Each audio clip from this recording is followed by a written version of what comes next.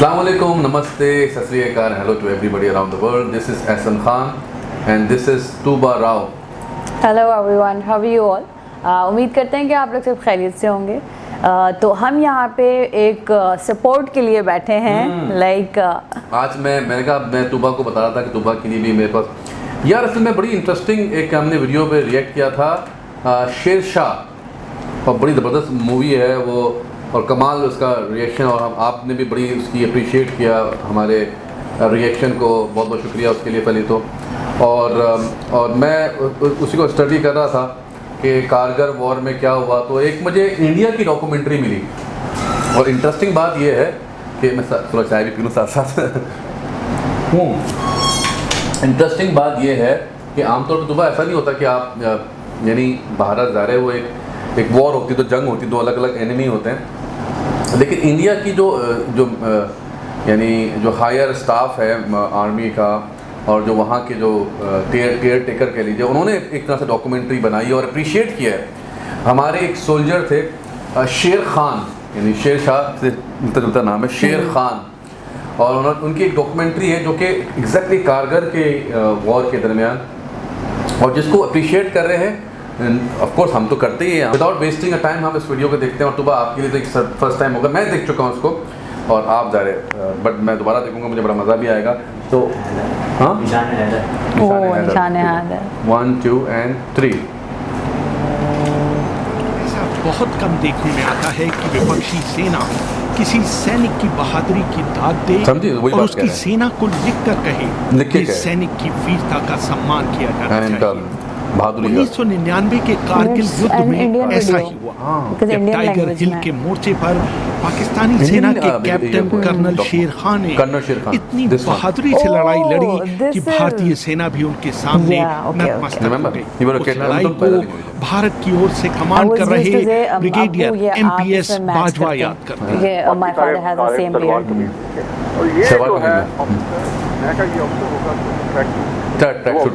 बाद में हमें पता चला कि मिलिट्री सवाल है, special service group commando forces का था, और एक था कैप्टन कर्नल शेर खान जो कि 12 में लाई था, वहाँ से जो 475 तरफ से आए, उसने जो लीड किया अटैक को। तीसरी बार वो हमें धकेल के हेलमेट से लेके फिर दोबारा इधर इंडिया गेट हम पीछे विड्रॉ करना पड़ा, जो हमारे दो देश वहाँ खत्म हो गए और अफसर बहुत क्रिटिकल था, इसलिए हमें विड्रॉ करना पड़ा जो आदमी आगे पीछे थे। रेहान जी बात ऐसी थी जब ये खत्म हुई तो मैं आया था उस अफसर का जो नॉर्मली मैं 71 वॉर कभी लड़ा हुआ हूँ, इंडियन आर्मी की बात, और मैंने कभी पाकिस्तान अफसर को लीड करते नहीं देखा अभी तक। इसमें हैरानी की बात थी कि ये अफसर 3 बार उनको दोबारा इकट्ठा करके लाया जो बोल रहे हैं इंडियन है, इंडियन बोल रहा था, उनके आर्मी के जो उन्होंने 71 की वॉर भी लड़ी है, लग रहा था क्या कह रहा है, और उनको लीड करके इसमें बड़ा सीरियसली और बड़ी बहादुरी दिखाई। फिर माइक इज ऑन, हमें आगे लेके आके द माइक इज ऑन।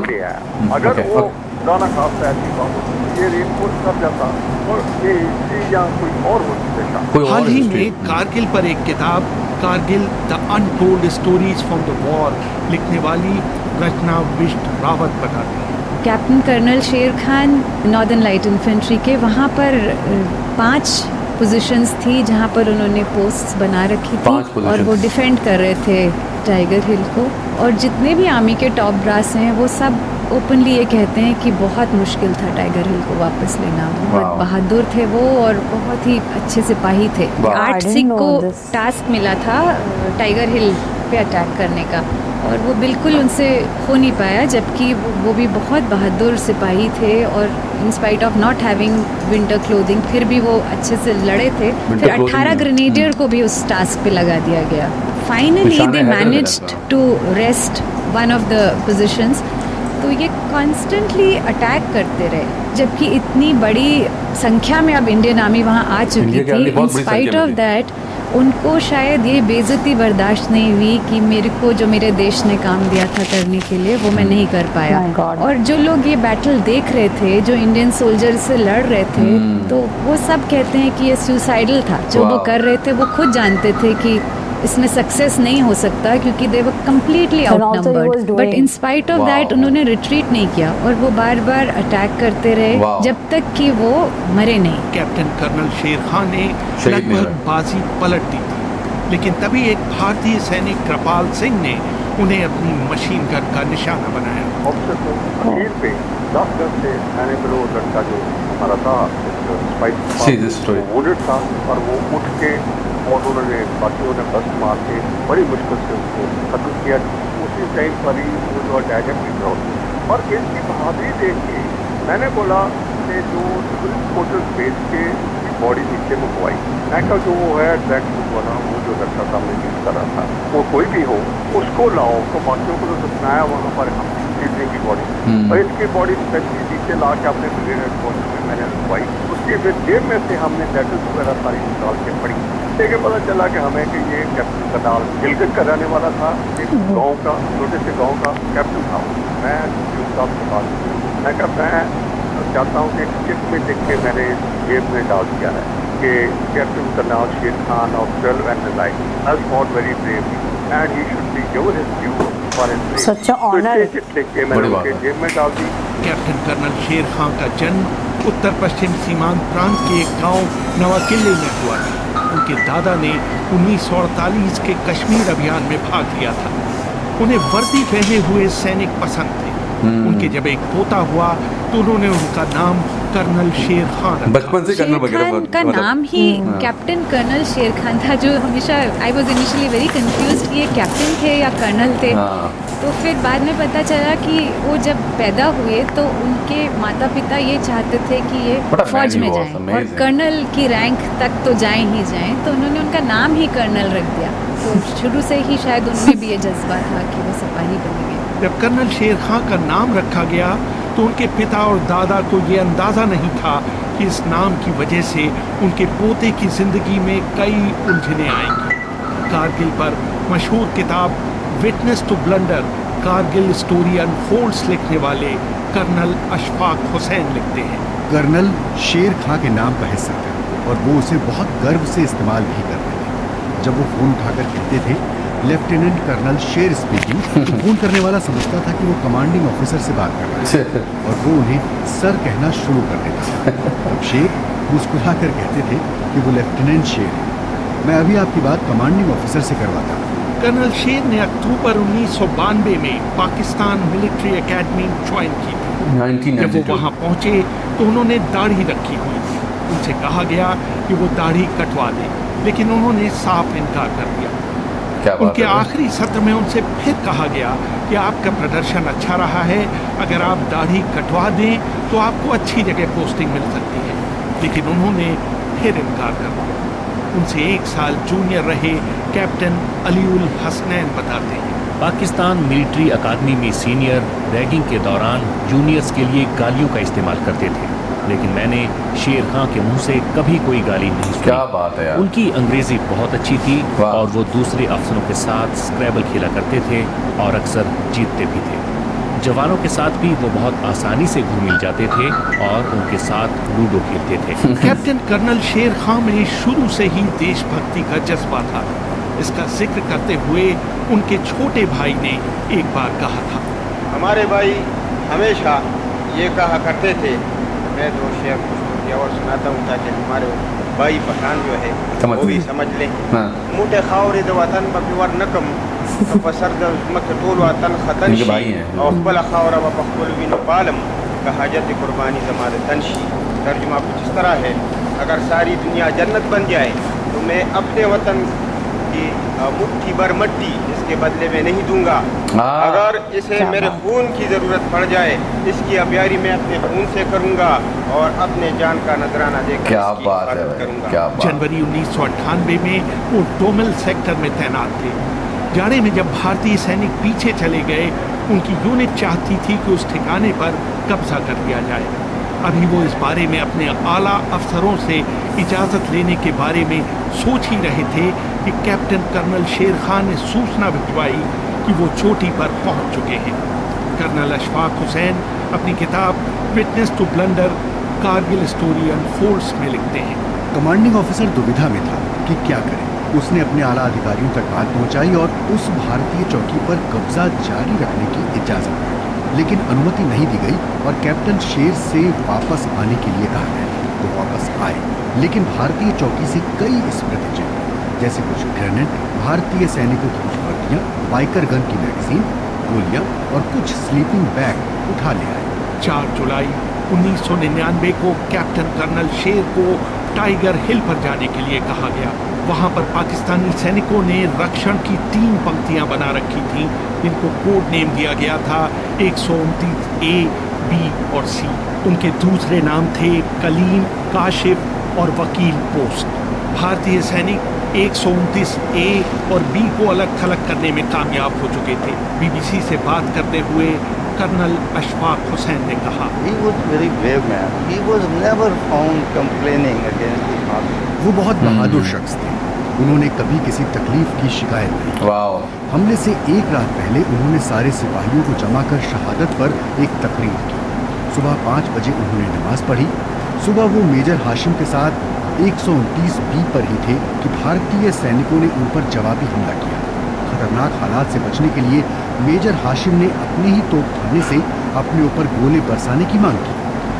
जब विपक्षी सैनिक बहुत पास आ जाते हैं तो अक्सर उनसे बचने के लिए इस रणनीति के तहत इस तरह की मांग करते हैं। हमारी तोपों के गोले उनके चारों तरफ गिर रहे थे। पाकिस्तानी और भारतीय जवानों की हाथों से लड़ाई हो रही थी। तब एक भारतीय जवान का एक पूरा बर्स्ट शेर खां को लगा और वो नीचे गिर गया। शेर खां को उनके साथियों के साथ शहादत मिली।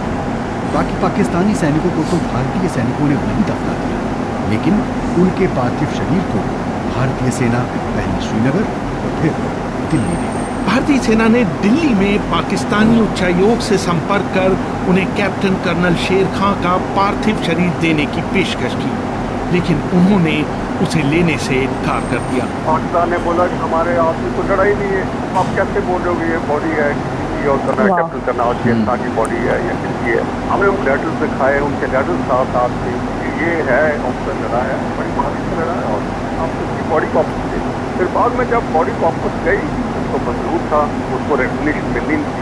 अगर मैं नाम आदमी भेजता उसकी वापस बिना अवार्ड का तो आज उसका नाम भी कहीं ना होता। तब उसको निशान हाजत दिया गया, सबसे बड़ा हुआ। उसके फादर ने उन्होंने हमें लेटर लिखी देना कि मैं आपका बहुत बहुत मशहूर हूँ कि आपने ऐसा किया। हमारा गाँव जो है पूरे का पूरे गाँव में बिजली पहुँच गई है, पूरे गाँव में रोड आ गई है, उसकी गाँव के नौहार ही बदल गई है।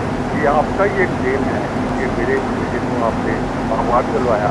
बाद में उनके बड़े भाई अनवर शेर ने एक वक्तव्य भी जारी किया। अल्लाह का शुक्र है कि हमारा दुश्मन भी कोई बुज़दिल दुश्मन नहीं है। अगर लोग कहे कि इंडिया बुज़दिल है, मैं नहीं कहूँगा, क्योंकि उसने ऐलानिया कह दिया कि कर्नल शेर हीरो है। 18 जुलाई 1999 को पाकिस्तान कैप्टन कर्नल शेर खां का पार्थिव शरीर लेने के लिए तैयार हुआ। उसे पहले कराची, फिर इस्लामाबाद और फिर पाकिस्तानी वायुसेना के विमान से उनके पुश्तैनी गांव ले जाया गया, जहां हजारों लोगों ने आंसू भरी आंखों से उन्हें अंतिम विदाई दी। कई साल बाद उनके भाई अनवर शेर ने एक समारोह में बोलते हुए कहा था, असल में मैं तकरीबन 1974 से बाहर, मोबाइल वहाँ काम नहीं कर रहे जहाँ मैं रहता हूँ, तो मैं आया PCO मेरे वालिद मेरे भाई की तीसरे दिन। तो वहाँ पर जब फ़ोन मैंने किया, आकर मैं गाड़ी में बैठा, एक 6 होटलों में जो काम नहीं करते यहाँ पर कैफेटेरिया में, एक बच्चा था से छोटा, तो एक रेडी वाले के साथ वो कर था, बातें कर रहा था। मैं उसकी तरफ देख रहा था कि ये क्या बोलता है। वो रेडी वाले को बताता है कि पता है 1 घंटे के अंदर आर्मी ने नवा किली से लाइन लाकर उसके गांव तक पहुँचा दी। तो मैंने उस बच्चे से पूछा कि इधर आओ बेटा, क्या बात है, क्या हुआ है? तो उसने कहा तुम्हें पता नहीं है? मैंने बोला नहीं। बोलते हमारा शेर मामू शहीद हो। मैंने बोले शेर कौन था? कहते हैं कि ये तो हमारे स्वामी का शेर था। तो मैंने सोचा आप क्यों इतने खुश? कहते हैं इतनी मर्दानगी से मुस्तकबिल ही बदल दिया। वाह वाह वाह, क्या कहेंगी मैडम तूबा आप इस ज़बरदस्त डॉक्यूमेंट्री के हवाले से? Actually I am speechless. We won have to, मैं बड़ा इंस्पायर्ड हुआ ये डॉक्यूमेंट्री देख के। और मतलब वैसे तो बाकी इतनी बहादुरी होना एक बड़ी ज़बरदस्त बात है। और बाकी शेर खान, सही नाम रखा था, शेर खान, कर्नल शेर खान, जबकि आपको पता है कि आपके सामने पूरी इंडियन मिलिट्री खड़ी है और अकेले आगे बढ़ना, दैट्स रियली अमेजिंग। और इनको जब भी उनको निशान हैदर पाकिस्तान की गवर्नमेंट ने, और राइटली सो। लेकिन एक चीज़ मुझे बड़ी ज़बरदस्त लगी इंडिया की कि देखें ये जो यानी कि इतना मान देना, हालांकि दुश्मन कंट्री, कि जब कोई आपको पता हो कि आप पे कोई भारी पड़ रहा हो, आपके सोल्जर्स को भी मार गिराया हो और लगातार हमला कर रहे हो आगे बढ़ बढ़ के, उसके बावजूद भी आपने उनको, जैसे उन्होंने बोला कि अगर हम उनकी जो बॉडी को नहीं रिकवर करते और पाकिस्तान को नहीं देते तो पता भी नहीं चलता आप लोगों को कि उन्होंने क्या, because he was deserving, he deserve that. तो अब क्या है कि ये एक बड़ा अच्छा लगा मुझे बात बारी कि उन्होंने बोला कि भाई हमारा बेशक दुश्मन कंट्री है, लेकिन उनकी ये चीज़ कमाल है कि उन्होंने यानी कि थैंकफुल है एक तरह से कि उन्होंने रिकग्नाइज़ किया कि नहीं भाई तुम्हारा ये तो था, ये मर्द था, ये शेर था, वाकई ये असली में शेर था। और देखो इसने हमारा ठीक ठाक नुकसान पहुँचाया और लड़ा ऐसा जैसे शेर लड़ते हैं, और बहादुर तरह लड़ा। तो हम इसको सम्मान देते हैं, और ये चीज़ बहुत बड़ी है इंडिया की। मैं अप्रिशिएट करूँगा कि जिस तरह से उन्होंने बॉडी, और फिर उनको इसी वजह से निशान हैदर भी मिला। तो एक तरह से ये भी एक it's a very nice gesture कि दुश्मनी में भी एक होता है ना कि चीज़ें बड़ी क्लियर होती, कुछ ऐसे उसूल होते हैं जो दुश्मनी में भी रखते हैं ना, जैसे जंग में कहते हैं कि भाई ख़वातीन को नुकसान ना पहुँचाओ, बच्चों को नहीं कुछ नुकसान पहुँचाओ, बूढ़ों को नहीं नुकसान पहुँचाओ, इसके जंग के भी कुछ उसूल होते हैं। तो मैं समझता हूँ इसमें बड़ा ज़बरदस्त एक अच्छा जेस्चर दिया इंडिया ने कि भाई ठीक है, बड़ा ज़बरदस्त है, लेकिन हम इसको सम्मान देते हैं, हम भी अप्रिशिएट करते हैं कि तुम्हारा ये जो था ये नर आदमी था, भाई मानना पड़ेगा। तो ये भी बड़ी ज़बरदस्त, और पाकिस्तान आर्मी ने तो खैर दिया ही सारे उनको सम्मान, और उनको अप्रिशिएट भी किया, उनको निशान हैदर भी दिया, और क्या खूब आदमी थे, क्या ज़बरदस्त आदमी थे, दिल खुश हो गया देख के। हैं सुबह बट आई विल से कि विक्रम बत्रा तो थे ही हीरो, जैसे कि आप सब लोग कहते हैं, he was a hero and he is still a hero for you guys. लेकिन हमारे लिए हमारे हीरो हैं obviously, Vikram Batra was a hero for us as well, लेकिन शेर खान साहब भी हमारे लिए हीरो से कम नहीं है। हाँ, ये सब is also a hero for us, for a country. Absolutely he is a hero, और दोनों तरफ से ही हीरो होते हैं भाई। देखें वो जंग जब होती है दोनों तरफ से ही जाने जाती हैं। लेकिन हैविंग सेड दैट, मैं कहता हूँ कोई भी कंट्री जंग से तरक्की नहीं करती, कोई भी मुल्क जंगों से तरक्की नहीं करता। ये बड़े बड़े देखें, ये जो इवेंचुअली क्या होता है, जैसे जर्मनी ने क्या किया, तो बस जर्मनी जब हिटलर का ज़माना था तो हिटलर ने जितना भी यूरोप था वो आपस में लड़ा पड़ा हुआ था, सब लोग लड़ रहे हैं, झगड़ रहे हैं। एक ज़माना था जब अयूब खान ने, जो हमारे, उन्होंने 1 करोड़ की एड दी थी जर्मनी को, यू रिमेंबर, जो आपको पता है, यानी कि हमारे मुल्क ने 1 करोड़ की एड दी थी जर्मनी को जब उनका ये वॉर चल रही थी। ये तो हमारा पासा था वॉर ही कंट्री। लेकिन अब उन्होंने क्या किया कि वॉर से उन्होंने बोला कि भाई वॉर से कुछ काम नहीं चलने वाला, तो उन्होंने सारे जो हथियार के पैसे ख़त्म किए हैं, और फिर उन्होंने अपनी एक TD साइन की पूरे यूरोप में कि भाई अब लड़ना नहीं है यार, अब मुल्क की यानी कि हम पूरे यूरोप की तरक्की पे काम करेंगे। तो फिर सेंजन यूनियन बना, तमाम चीज़ें हुई। तो कहने का मकसद ये है कि भाई नहीं, वॉर से, लड़ाई से कोई हल नहीं है, लड़ाई से कोई इंसान तरक्की नहीं करता। तो असल जो तरक्की होती है वो दोस्ती में, मोहब्बत में, प्यार मोहब्बत में, और एक दूसरे को अंडरस्टैंड करने में। आई होप कि हमारे दोनों मुल्कों के जो कंसर्न लोग हैं वो इस चीज़ को अंडरस्टैंड करें कि जीत लड़ाई में कुछ नहीं है, असल जीत जो है वो मोहब्बत में। क्यों तो हुआ, बिल्कुल, लड़के कौन जीता है? कोई लड़के जीत के भी नहीं जीत सकता। मैं तो कहता हूँ अगर आप वॉर से जीत भी जाएं तो वो जीत भी क्या, वो भी कोई जीत नहीं, मैं तो कहता हूँ। तो एनीवेज मैंने कहा आपको अभी हमने अप्रिशिएट किया था, तो मैंने कहा इनको भी अप्रिशिएट करें, और आई एम श्योर आप बड़े दिल से इस वीडियो को देखेंगे और बड़े दिल से उनको भी सम्मान देंगे जिस तरह से हमने सम्मान दिया था। विक्रम, क्या नाम है उनका? विक्रम बत्रा। जैसे विक्रम बत्रा साहब को हमने सम्मान दिया, इस तरह आप इनको भी सम्मान देंगे और वही मोहब्बत का इजहार करेंगे। तो इस नोट के साथ इस वीडियो को एंड करते हैं। I hope enjoy the reaction. जब तक के लिए अपना ख्याल रखिए।